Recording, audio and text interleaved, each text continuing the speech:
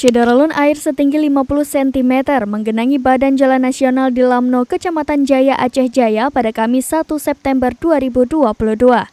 Hujan deras yang melanda kawasan tersebut sejak Rabu 31 Agustus 2022 mengakibatkan lalu lintas terganggu. Kalak BPBK Aceh Jaya Fajri menyebutkan, walaupun ketinggian air mencapai 50 cm atau selutut orang dewasa, sejumlah jenis kendaraan yang hendak melintas dari Banda Aceh via jalur barat selatan ataupun sebaliknya masih bisa melewati jalur tersebut. Untuk itu, dirinya menghimbau para pengendara agar waspada mengingat kondisi cuaca dan banjir masih berpotensi melanda Kabupaten Aceh Jaya. Dari Aceh Jaya, Rizky Bintang, Serambi On TV.